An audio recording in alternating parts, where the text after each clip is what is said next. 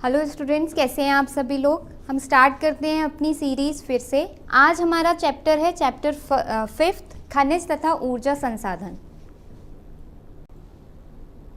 चलिए, हमारा फर्स्ट जो प्रश्न है वो हमसे पूछा गया है, झारखंड में स्थित कोडरमा निम्नलिखित में से किस खनिज का अग्रणी उत्पादक है। पूछा गया है कि जो कोडरमा है, झारखंड में उपस्थित कोडरमा है, वह किस खनिज का अग्रणी उत्पादक है।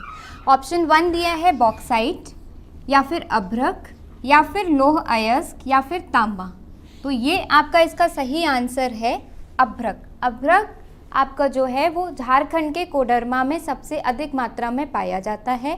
यहाँ पे एक चीज़ और ध्यान रखिएगा कि कोडरमा जो जगह है वो कहाँ पर है, वो झारखंड में है। कई बार ऐसे भी पूछा जा सकता है कि कोडरमा जो कि अभ्रक का मुख्य उत्पादक है या मुख्य उत्पादक क्षेत्र है, वह कौन से राज्य से संबंधित है। तो आपसे पूछा जा सकता है, तो उसका सही जवाब क्या होगा, झारखंड। तो दोनों तरीके से आपसे प्रश्न पूछा जा सकता है, इस बात को आप ध्यान रखिएगा। ठीक, अभ्रक जो है मुख्य रूप से अभ्रक और कहाँ पाया जाता है, उड़ीसा। उड़ीसा जो हमारा राज्य है, पूर्व तट पर पड़ता है आपका उड़ीसा, यहाँ पे भी अभ्रक अधिक मात्रा में पाया जाता है। ठीक, तो दो क्षेत्र हमें याद रखने होंगे, एक तो झारखंड का कोडरमा और इसके साथ साथ उड़ीसा में भी अभ्रक अधिक मात्रा में पाया जाता है। ठीक है, चलो अगले क्वेश्चन की तरफ चलते हैं, अगले प्रश्न की तरफ चलते हैं। दूसरा प्रश्न यह हमसे पूछ रहा है कि निम्नलिखित चट्टानों में से किस चट्टान के स्तरों में खनिजों का निक्षेपण और संचयन होता है। देखिए, हमें पता है खनिज हमारे किस में संचयित होते हैं, चट्टानों में संचयित होते हैं खनिज। ठीक है, खनिज किससे बने होते हैं, तत्व होते हैं, उनसे मिलकर के क्या बनते हैं, खनिज बनते हैं। और खनिज किस में संचरित हो जाते हैं, चट्टानों में संचरित हो जाते हैं। चट्टानों के प्रकार 3 तरह की हमें चट्टानें भी मालूम है। जैसे एक हमारी होती है, आप लोगों ने पढ़ा होगा, एक होती है आग्नेय चट्टान, दूसरी कायांतरित चट्टान और तीसरी तलछटी चट्टान। ठीक है, जो आग्नेय चट्टानें हैं वह कैसे बनती हैं कि जब जमीन के अंदर से, पृथ्वी के अंदर से लावा मतलब मैग्मा पिघल के बाहर आता है, लावा के रूप में फैलता है, ठंडा होता है, उससे जो चट्टानें बनती हैं उन्हें हम क्या कहते हैं, आग्नेय चट्टानें। और ये हमारी मुख्य चट्टानें होती हैं और सबसे पहले यही चट्टानें बनती हैं। ठीक, दूसरी चट्टानें क्या हैं, कायांतरित चट्टानें। ये कैसे बनती हैं कि जब इन्हीं आग्नेय चट्टानों के टुकड़े होते हैं और ये क्या होते हैं, एक के ऊपर एक जमना शुरू होते हैं, परतें लगती हैं इनकी, तब हमारी जो चट्टानें बनती हैं उन्हें हम क्या बोलते हैं, कायांतरित चट्टानें। ठीक है, तो इस तरीके से जो आपके खनिज हैं या चट्टानों में से किस चट्टान के स्तरों में खनिजों का निक्षेपण और संचयन होता है, तो खनिजों का संचयन मुख्य रूप से होता है तलछटी चट्टानों में। ठीक, तलछटी चट्टानें जो होती हैं हमारी, जो नीचे पाई जाती हैं तलछटी चट्टानें, उनमें हमारा होता है खनिजों का संचयन। ठीक, इसका सही आंसर होगा तलछटी चट्टानें। आगे चलते हैं, भारत को किस ऊर्जा में महाशक्ति का दर्जा प्राप्त है। भारत में यह ऊर्जा किस क्षेत्र में स्थापित है। फिर से 2 अंकों का प्रश्न है ये हमारा, 2 या फिर 3 अंकों में भी पूछा जा सकता है ये आपसे। ठीक, तो इस प्रश्न में आपसे पूछा गया है कि भारत किस ऊर्जा में महाशक्ति का दर्जा प्राप्त है। भारत को ऊर्जा कई तरह की होती है, जैसे पवन ऊर्जा भी होती है, सौर ऊर्जा भी होती है, जीवाश्मीय ईंधन की ऊर्जा भी होती है ना, ज्वारीय ऊर्जा भी होती है, बहुत तरीके की ऊर्जा होती है। यहाँ पे पूछ रहे हैं कि भारत में कौन सी ऊर्जा सर्वाधिक मतलब इस्तेमाल की जाती है और सबसे ज़्यादा भारत में किस ऊर्जा का इस्तेमाल किया जाता है, और भारत में यह ऊर्जा किस क्षेत्र में स्थापित है। हमें क्षेत्र भी बताना है और ऊर्जा का नाम भी बताना है। ठीक है, तो देखिए इसे कैसे लिखेंगे आप लोग। भारत को अब विश्व में पवन महाशक्ति का दर्जा प्राप्त है। सौर ऊर्जा, ज्वारीय ऊर्जा, भूतापीय ऊर्जा या फिर पवन ऊर्जा, इन सारी ऊर्जाओं में से भारत में जो सबसे ज़्यादा ऊर्जा हमें मिलती है वह पवन ऊर्जा है। पवन ऊर्जा का भारत सबसे बड़ा स्रोत है। ठीक, भारत में पवन ऊर्जा फार्म के विशालतम पेटी तमिलनाडु में नागरकोइल से मदुरई तक अवस्थित है, यानी जो पवन ऊर्जा का क्षेत्र है, क्षेत्र पूछा गया था। एक तो हमसे क्या पूछा गया था, किस ऊर्जा में महाशक्ति का दर्जा प्राप्त है, उत्तर क्या हो गया, पवन ऊर्जा। अब पूछा गया है इसका क्षेत्र, तो इसका क्षेत्र कौन सा है, जो तमिलनाडु का इलाका है। तमिलनाडु में नागरकोइल से लेकर के मदुरई तक का जो क्षेत्र है, वह क्षेत्र हमारा पवन ऊर्जा का सबसे मुख्य क्षेत्र है, ठीक। लेकिन इसके अलावा भी बहुत सारे भारत के क्षेत्र ऐसे हैं जहाँ पे पवन ऊर्जा का स्रोत हमें मिलता है या जहाँ से हम पवन ऊर्जा बना पाते हैं, जैसे आंध्र प्रदेश, कर्नाटक, गुजरात, केरल, महाराष्ट्र, लक्षद्वीप में भी महत्वपूर्ण पवन ऊर्जा फार्म है।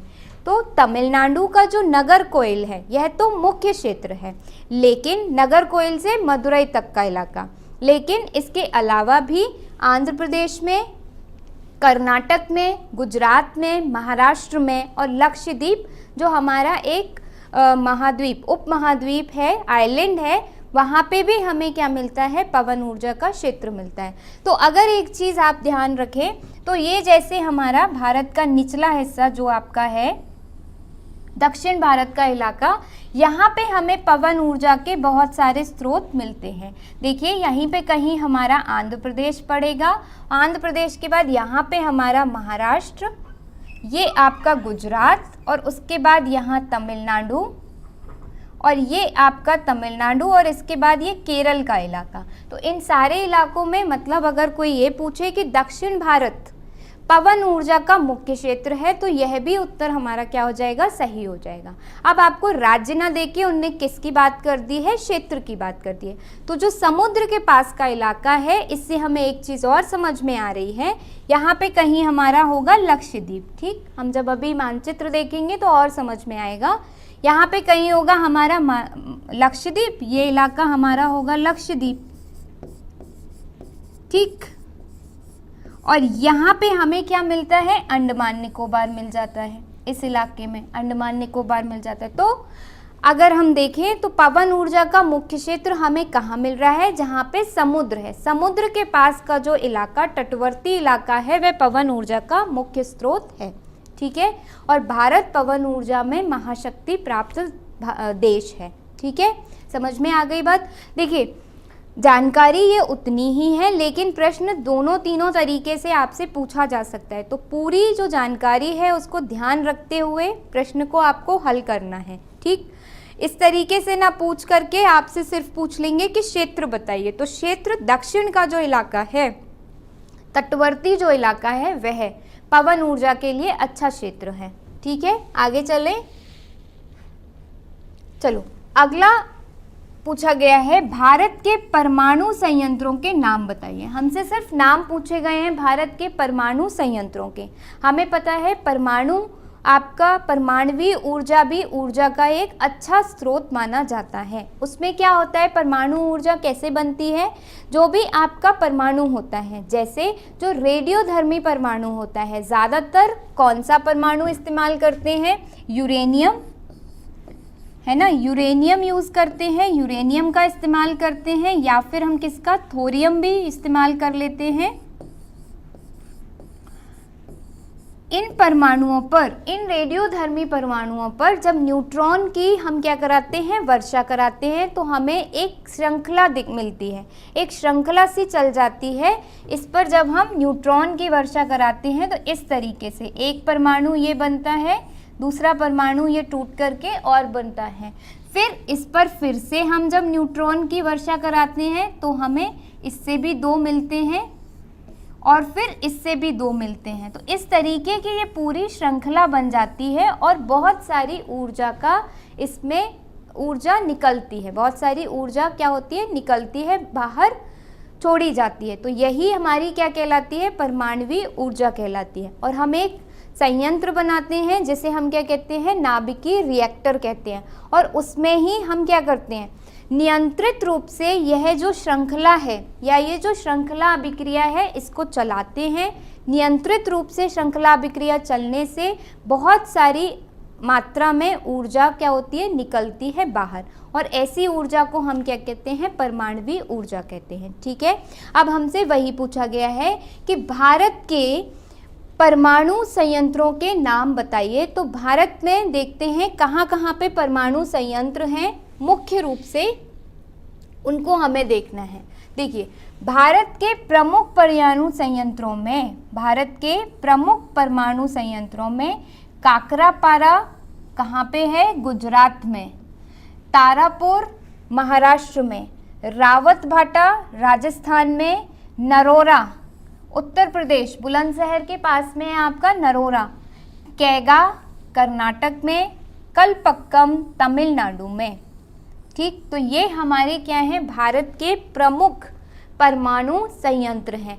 मानचित्र में इनकी लोकेशन देख लेते हैं, इनकी जगह देख लेते हैं, क्योंकि कई बार ऐसा भी हो जाता है कि आपसे मानचित्र में पूछ लिया जाता है कि ये जो चिन्ह बनाया गया है यहाँ पर, यह कौन सा भारत का परमाणु संयंत्र है, उसका नाम बताइए, या नाम लिख देते हैं और उससे पूछते हैं यह कहाँ पे स्थित है, उसको आप चिन्हित करिए। दोनों तरीके से प्रश्न पूछा जा सकता है। तो देख लेते हैं नरोरा।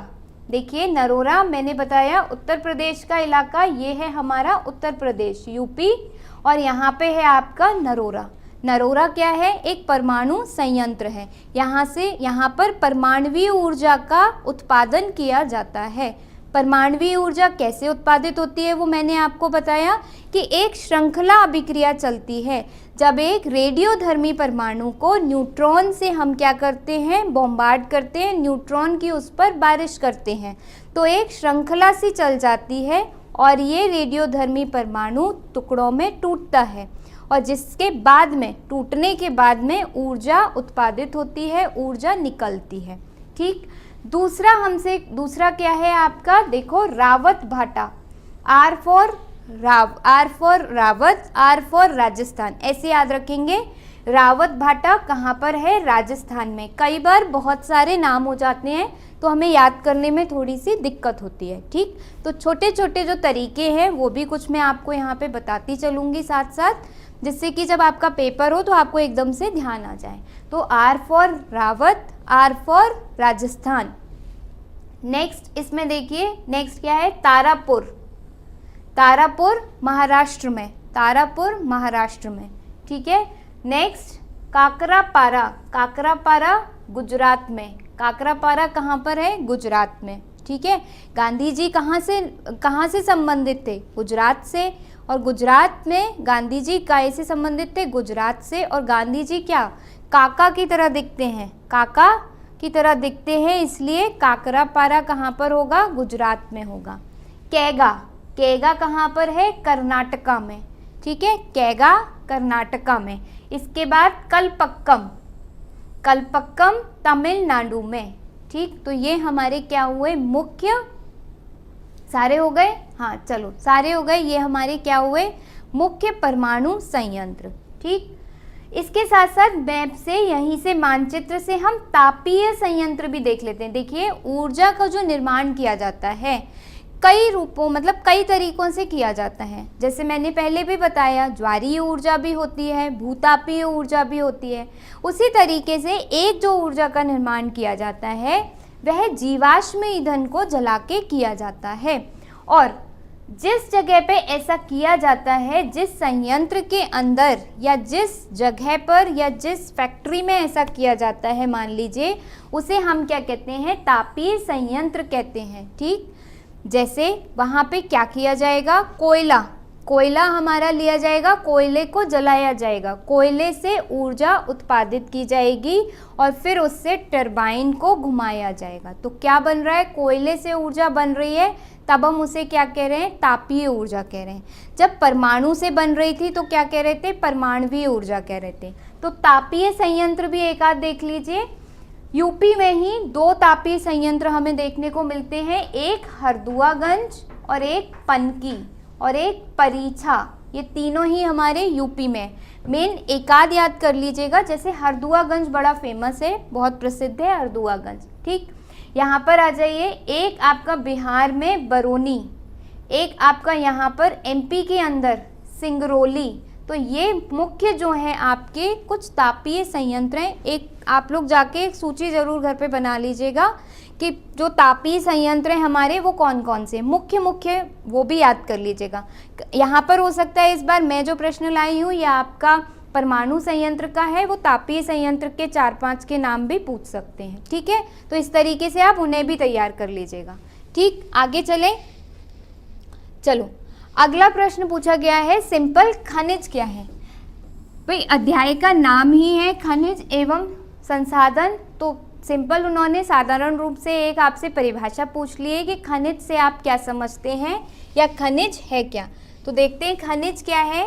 खनिज उन प्राकृतिक साधनों को कहते हैं जो शैलों या चट्टानों, शैल कहें या चट्टान कहें बात एक ही है, जो शैलों से प्राप्त होते हैं।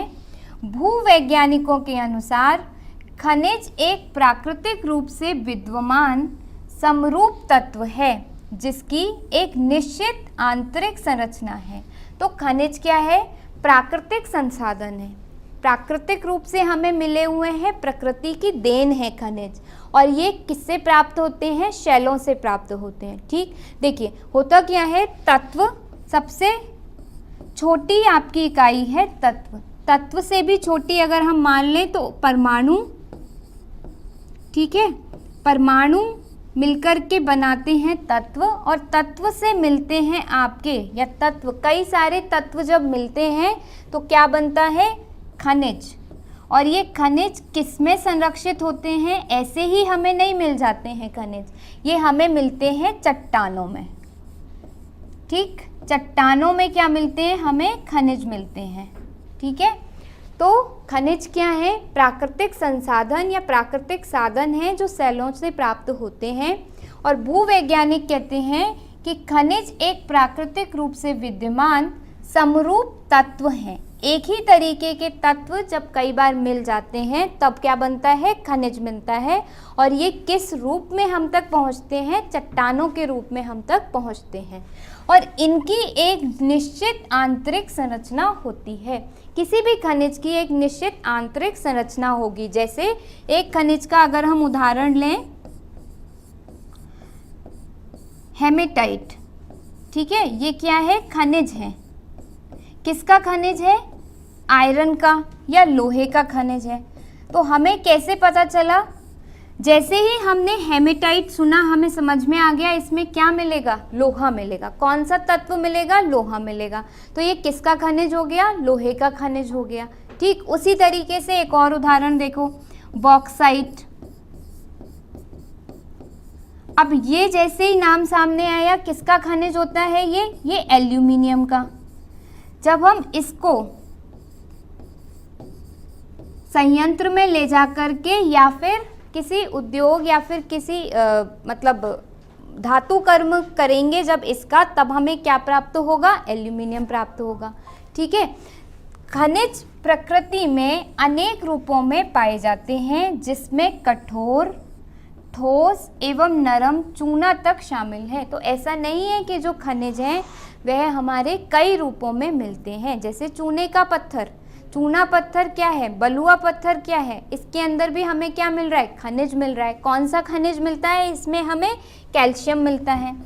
इसमें हमें कौन सा तत्व मिलता है, इसमें हमें कैल्शियम मिलता है। ठीक है, जो आपके पेस्ट में इस्तेमाल होता है, जो दंत मंजन करते हैं, उसमें फ्लोराइड होता है आपका, फ्लोराइड भी क्या है, खनिज एक तरीके से। ठीक, तो बहुत सारे खनिज हमारे प्रकृति में विद्यमान हैं जिनका इस्तेमाल करके हम अपनी जो जीवन है उसको बेहतर बनाते हैं और देश का आर्थिक विकास किया जाता है। ठीक, तो ध्यान रहेगी खनिज की परिभाषा, उदाहरण भी यहाँ पर डाल लीजिएगा। खनिज का एक आप लिख लीजिएगा हेमेटाइट जो कि लोहे का खनिज है, और एक लिख लीजिएगा बॉक्साइट जो कि एल्यूमिनियम का खनिज है। ये दोनों और लिख लीजिएगा। ठीक, इस परिभाषा में उदाहरण भी जोड़ लीजिएगा। ठीक है, आगे चले। चलो, समझ में आ गया होगा। चलते हैं अगले प्रश्न पर। चलिए, अब पूछा गया है धात्विक और अधात्विक खनिजों में अंतर स्पष्ट कीजिए। खनिज हमने क्या देखा, प्राकृतिक संसाधन है, प्रकृति में विद्यमान है खनिज। अब खनिज धात्विक भी हो सकता है, खनिज अधात्विक भी हो सकता है। कैसे, अगर किसी खनिज में धातु उपस्थित है, जैसे मैंने क्या बताया था अभी खनिज का उदाहरण हेमेटाइट, ठीक, मैंने बताया हेमेटाइट। अब इसमें क्या उपस्थित है, ये किसका खनिज है, मैंने कहा आयरन का, या किसका, लोहे का। मैंने बताया ये किसका खनिज है, आयरन का खनिज है या लोहे का खनिज है। अब लोहा क्या है, लोहा एक धातु है, तो हेमेटाइट क्या हो गया, धात्विक खनिज हो गया। हेमेटाइट क्या हो गया, धात्विक खनिज हो गया। तो जब खनिज में धातु उपस्थित हो, जब किसी खनिज में धातु उपस्थित हो तब उसे क्या कहते हैं, धात्विक खनिज कहते हैं। दूसरा मैंने क्या उदाहरण लिया था, दूसरा मैंने उदाहरण लिया चूना पत्थर, ठीक, या फिर हम ले लें अभ्रक। अभ्रक भी क्या है, जो झारखंड के कोडरमा में मिलता है, अभ्रक ये भी क्या है, खनिज है, लेकिन इसमें कोई भी धातु नहीं पाई जाती, ठीक। चूना पत्थर में क्या मिलता है, कैल्शियम कार्बोनेट मिलता है। कैल्शियम कार्बोनेट में धातु है, नहीं है, तो इन खनिज में कोई धातु नहीं मिलती, इसलिए हम इन्हें क्या कहते हैं, अधात्विक खनिज कहते हैं। तो धात्विक खनिज जिनमें धातु मिलती है, अधात्विक खनिज जिनमें धातु नहीं मिलती, वही लिखा हुआ है। अंतर पूछा गया है, दोनों में क्या अंतर है, तो एक तो यही बता दिया कि जिसमें धातु उपस्थित होगी वो धात्विक खनिज, जिसमें धातु नहीं होगी वह अधात्विक खनिज। अब हम जानते हैं कि धातुओं की कुछ गुण होते हैं, धातुओं के कुछ विशिष्ट गुण होते हैं। अब जब किसी खनिज में वो धातु उपस्थित होगी तो वो गुण भी तो वैसे ही दिखाएगी ना, जैसे धातु के गुण होते हैं। अब किसी खनिज में धातु उपस्थित नहीं होगी तो उसके गुण अलग होंगे, क्योंकि वह धातु के गुण तो दिखाएगा ही नहीं, ठीक। देख लेते हैं इसे एक बार।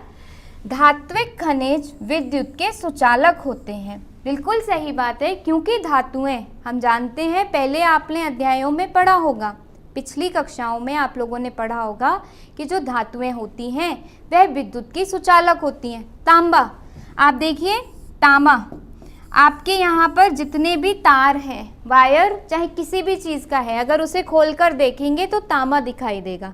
तो तांबे के तार क्यों बनाए जाते हैं, क्योंकि तांबा विद्युत का सुचालक होता है। तो धात्विक खनिज क्या होते हैं, विद्युत के सुचालक होते हैं, जबकि अधात्विक खनिज विद्युत के कुचालक होते हैं। एक अंतर मिला। दूसरा, धात्विक खनिज चमकदार होते हैं तथा उन पर पॉलिश की जा सकती है।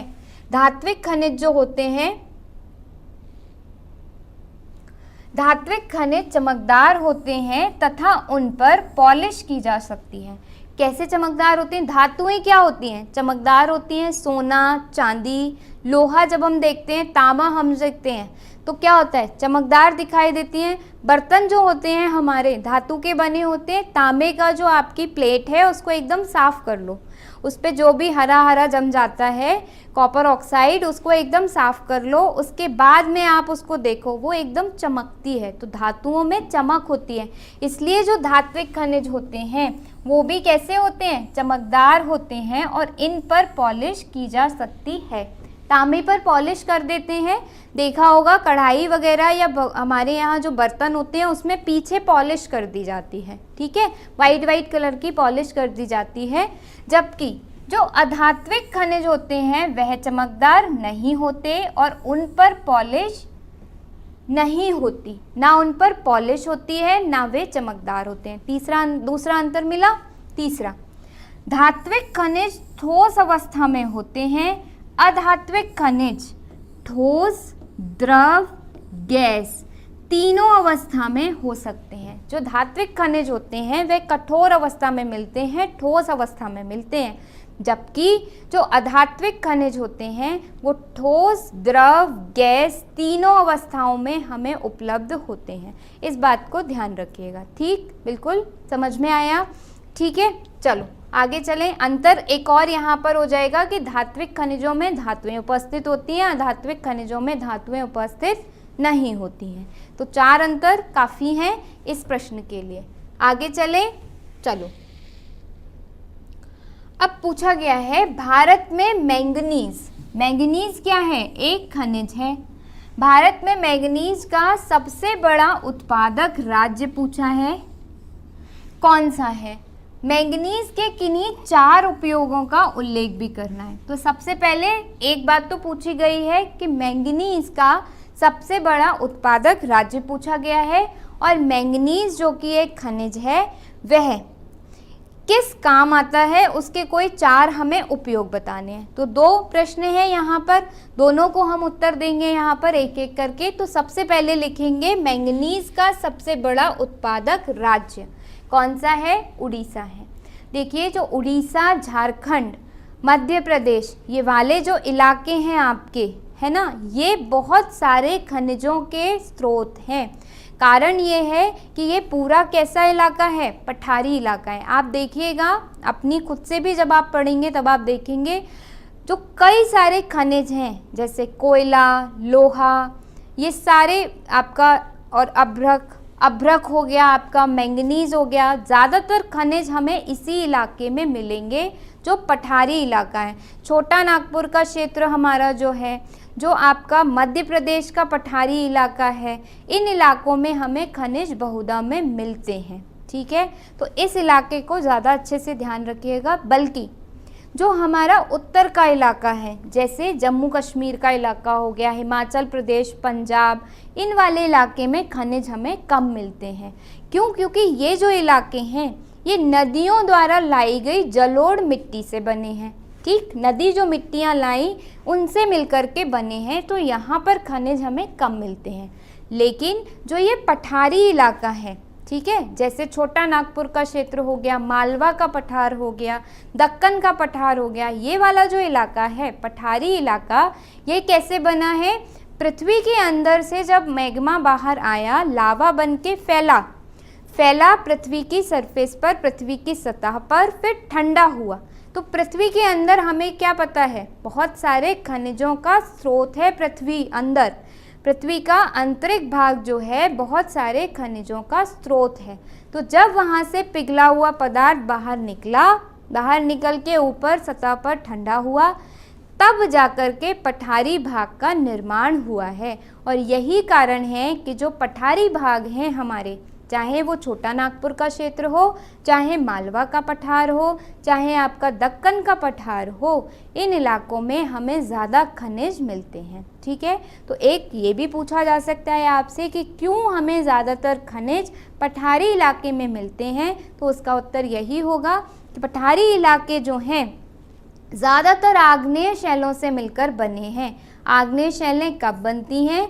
जब पृथ्वी के अंदर से मलबा बाहर निकलता है, ऊपर आकर ठंडा होता है, तब आग्नेय शैलों का निर्माण होता है। और इसीलिए आग्नेय शैलों की वजह से ही इस इलाके में हमें ज़्यादा खनिज मिलते हैं। ठीक, चलो वापस प्रश्न पर ही आते हैं। तो भारत में मैंगनीज का सबसे बड़ा उत्पादक राज्य उड़ीसा।